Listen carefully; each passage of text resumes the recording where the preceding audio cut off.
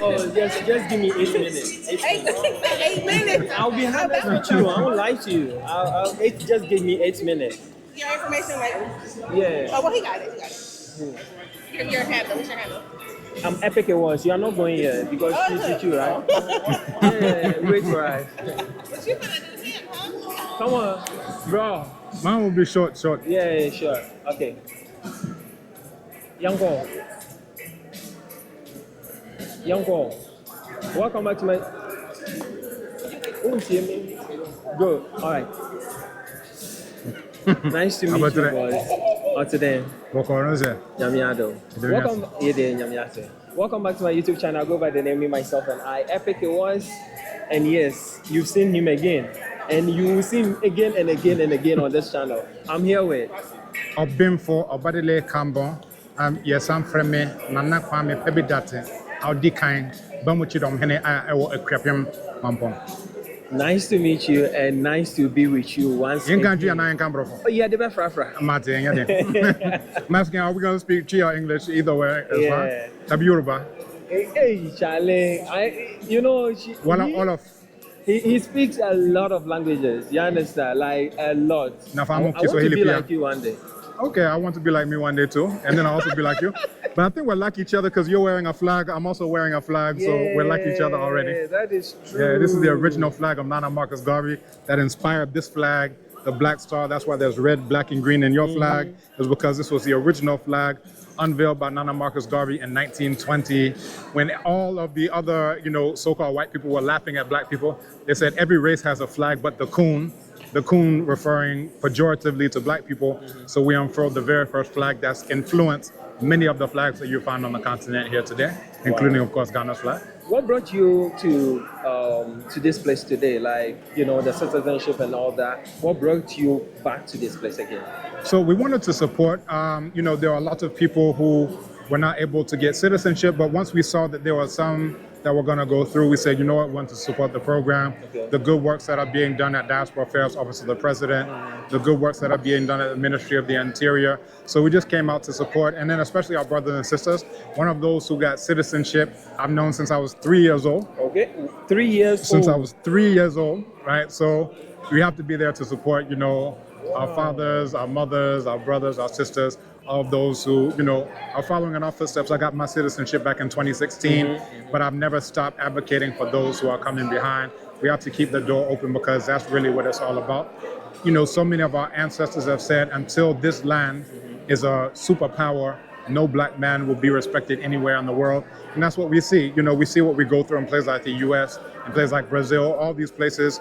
But when we come here and we're able to build our own land instead of building the land of our enemies, that's where we'll start to see the real progress for our people. Wow. A lot of people are there and they are all like Ghanaians, the diaspora, like they are all have this question that they ask me, Epic. You ask your interviewers, like your guest, this question. And I want to ask you this question.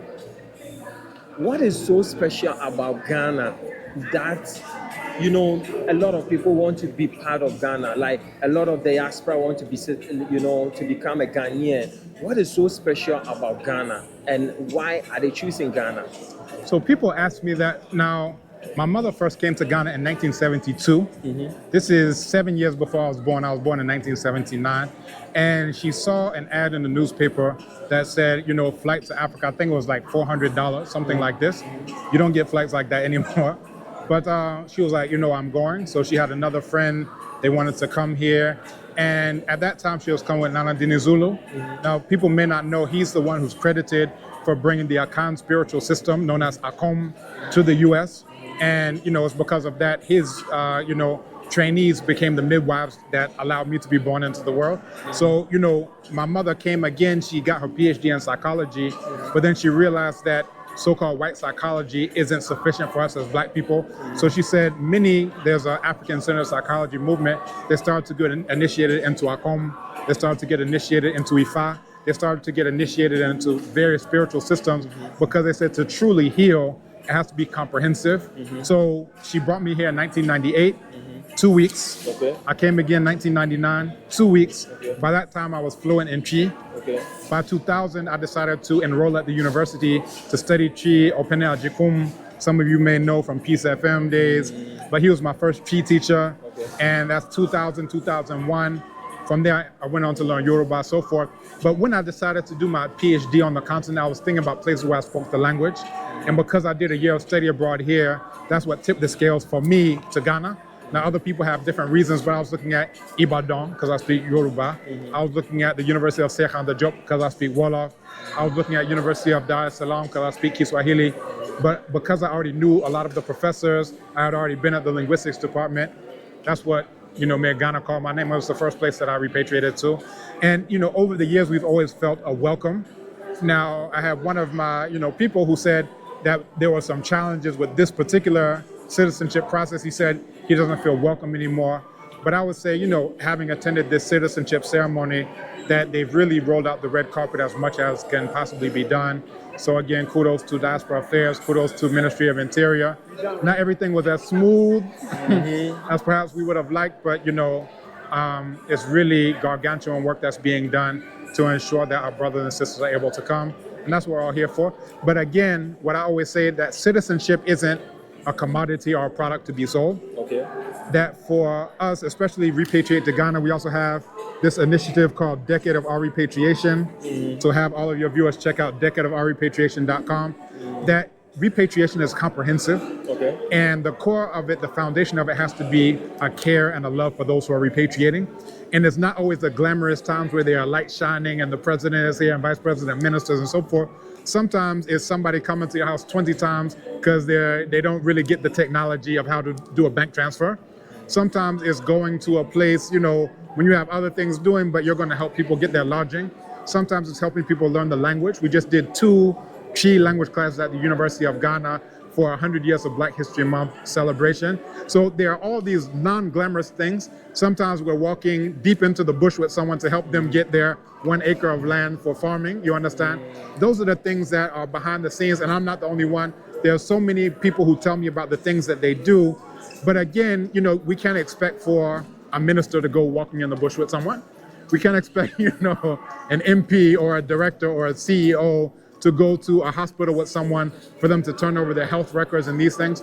But, what we're doing is we're actually supplying, the manpower and the woman power, because repatriation has to be comprehensive, 360 degrees in terms of lodging, in terms of land acquisition, in terms of driver's license, in terms of all of the different components. There is a lot in there. There's a lot. It's not just citizenship, exactly. But a lot of, let me say, we had our set of March. That was yesterday or the day before yesterday. That was my son's birthday as well. My son's birthday as well. Yeah, Wow. 6 March. That's amazing. We have good aim. Well, the 6th March, let's say Ghana has 69 now. In 69, what do you think Ghana has accomplished? Or let me say, in terms of the first president of Ghana, his message towards Ghana and across Africa, do you think it only should be celebrated in Ghana Independence Day? So your question is, should Ghana's independence be celebrated all throughout Only, the world? yes, or just in Ghana? This is a good question. Now, if you look at some quotes of Nana Kwame Nkrumah, if you look at neo-colonialism, the last stage of imperialism, he says that, when you look at a neo-colonial state, it means that all of the trappings of, independence are there, but the economic system is controlled from the outside. It's not feminine. It's feminine or it's not feminine? This question is really mean a lot. It's almost. Okay. Okay. So we'll keep going until we can't go no more. Yeah. So very With that quickly, question, yeah. so just to that question, he said that, with a neo-colonial state, it has all the outward trappings of independence, the flag, all of those things. But, the economic system is controlled from the outside. That we ask the question, are we really independent or are we in dependence, right? And, there's still a lot of work to be done. Now, when you speak like Nana Nketia, who is the Omahen of Isikado, he told me about his ancestor who, under the British, they slapped him so hard that he lost his hearing. Okay. These are the types of things that we can speak about, like a real lived experience someone who is a traditional ruler, you're not supposed to touch them, but this is what the brutish are doing to our ancestors and our elders and so forth. And there's definitely a change because a brutish man can't come into Ghana right now and slap someone who is a traditional ruler. So there's a change, but at the same time, there's still a lot more work to be done. So, you know, sometimes people like to stand over a fallen warrior and clap for him and say, let's celebrate, let's celebrate. The fallen warrior himself is saying, pick up my weapons and keep fighting. I think that's the major thing. It's not so much, are we celebrating in Ghana? Are we celebrating elsewhere? But are we continuing the fight and picking up the weapons of the fallen warrior and going to the war front? There's a proverb that says,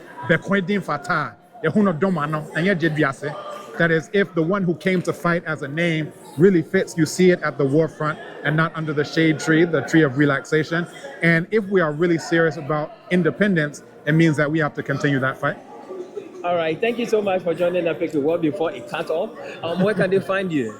They can find me on Abibitumi. I have my own app. You won't find me on Facebook, Instagram, any of those things. Look up Abibitumi as an app, and then also look up, and you'll find that in the App Store and Play Store. Also look up Decade of Our Repatriation. It's an entire decade, not just for citizenship, but for repatriation and all of the things that come with it. All right. Thank you so much. What message do you have for me? Keep rocking the flag, and then add in the RBG as well. Okay. And then you'll have, this is the flag for all black people throughout the world. When people see me wear this, they say, is this NDC? And I say, this is not the NDC flag. This is the flag for all black people. They call it the Pan-African flag. So we'll add that into your wardrobe as well. And then it will educate people that it's not, you see there's no white here. It's not the NDC flag. This is the original flag that is really about the pride, the red for the blood, the black for the people, the green for the land. This is how we represent. Pan-Africanism. Abibitumi, Abibi Fahudie, Black Power, Black Liberation. All right. Thank you so much. So you can't buy some. Did they